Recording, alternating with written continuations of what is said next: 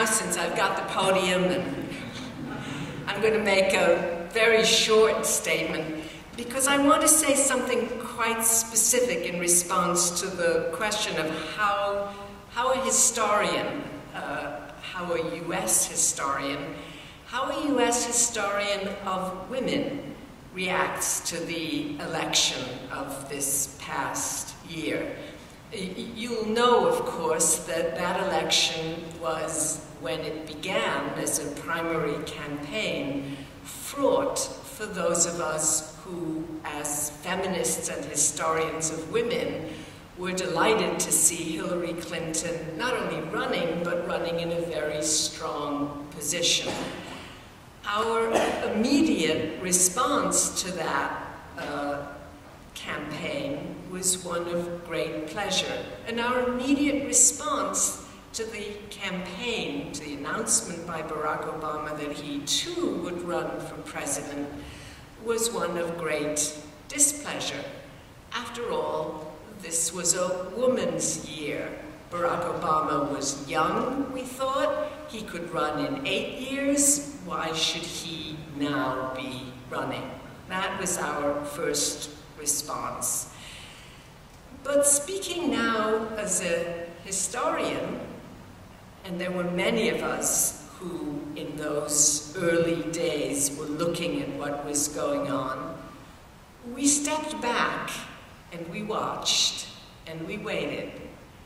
And finally, it was probably January or so of last year when many of us began to think not about the man and the woman, but about the issues. From the perspective of a historian, and from the perspective of a historian who'd been following women's issues in the 20th century, we asked which candidate reflected the feminism that we had been writing about and supporting for the past X number of years. And on those issues, Barack Obama seemed to prevail.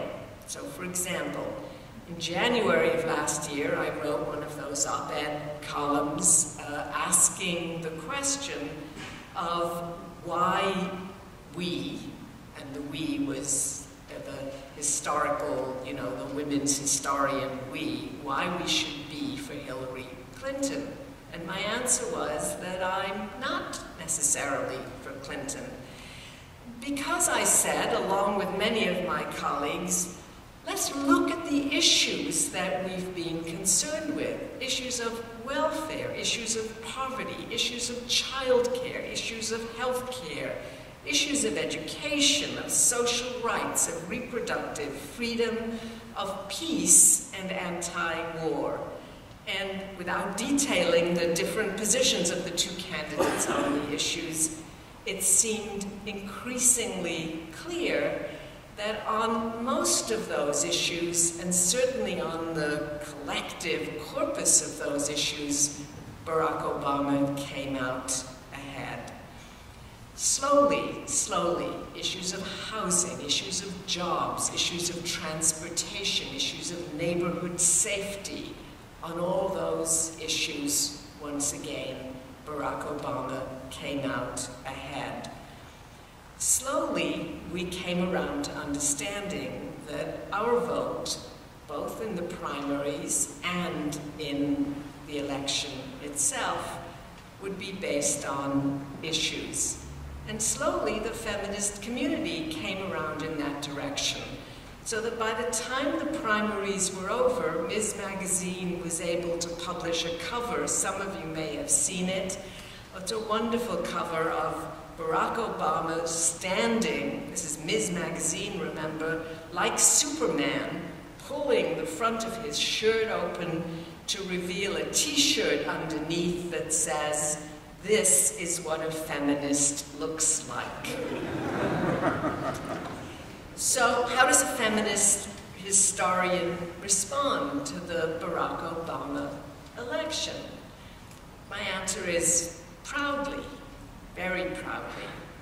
Proud that identity politics got left behind and replaced by a concern for issues that historians have written about, that many of us care about, and that we used to assess these two candidates. So I need to say that I was one of those people who signed the Historians for Obama petition.